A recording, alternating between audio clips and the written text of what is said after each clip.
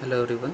आज जो हम लोग टॉपिक स्टार्ट कर रहे हैं वो है मैट्रिक्स, जो आईसीएसई बोर्ड के क्लास 10th में सबसे इम्पोर्टेंट टॉपिक में आ जा रहा है और ये सिलेबस में भी मैट्रिक्स अवेलेबल है, तो आपको ये पढ़ना बहुत इंपॉर्टेंट रहेगा आपके लिए।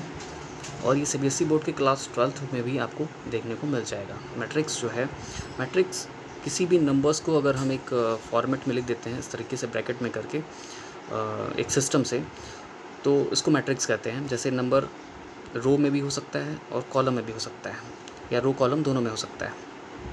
तो जो अपर साइड वाला होता है उसको फर्स्ट रो कहते हैं, और सेकंड जो होता है वो सेकंड रो। इसी तरीके से थर्ड, फोर्थ, कई रोज में हो सकते हैं। और कॉलम इस तरीके से लेते हैं, इसको कॉलम काउंट करते हैं। ये है column, first column, second column, third column. Row जब काउंट करेंगे तो इस तरीके से करेंगे। ये हो गया पूरा फर्स्ट रो, ये हो गया सेकंड रो। तो रो मैट्रिक्स इसको बोलते हैं। जैसे अगर हम 1, 3, 4, 6 ऐसे ऐसे लिखते जाएं अगर हम, तो ये पूरा हमारा होता है रो मैट्रिक्स। और वही अगर हम कॉलम की बात करते हैं तो ये वर्टिकली आता है इस तरीके से।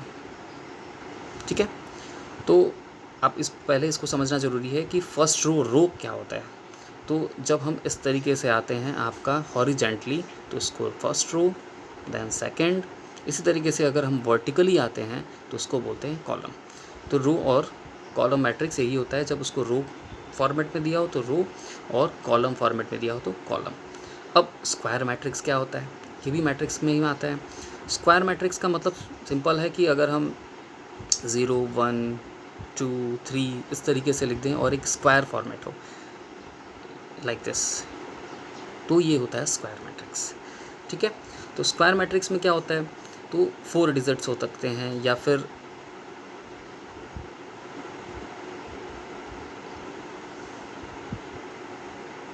ये भी हो सकता है कि नहीं। तो कुछ इस फॉर्मेट में अगर बनता है तो ये हमारा होता है ज़ीरो मैट्रिक्स। ज़ीरो मैट्रिक्स में जब सारे नंबर्स, जितने भी नंबर दिए हों, वो नंबर अगर ज़ीरो फॉर्मेट में हो तो ज़ीरो मैट्रिक्स कहते हैं। कुछ भी हो सकता है लाइक दिस, ऐसे भी हो सकता है, इसको ज़ीरो मैट्रिक्स कहते हैं। इसके बाद हमारा आता है डायगोनल मैट्रिक्स।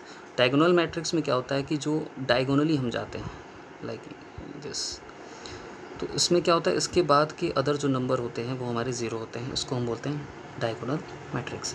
अब आता है यूनिट। यूनिट मैट्रिक्स में कभी भी हम जो लिखते हैं वो 1, ओके, और बाकी सारे नंबर्स ज़ीरो होते हैं, तो ये हमारा होता है यूनिट मैट्रिक्स। इस तरीके से भी हो सकता है, या फिर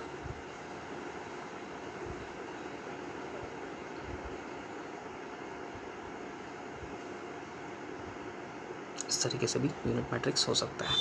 अब इसी में आगे चल करके आपको एडिशन मिलेगा, सब्ट्रैक्शन मिलेगा, मल्टीप्लिकेशन मिलेगा।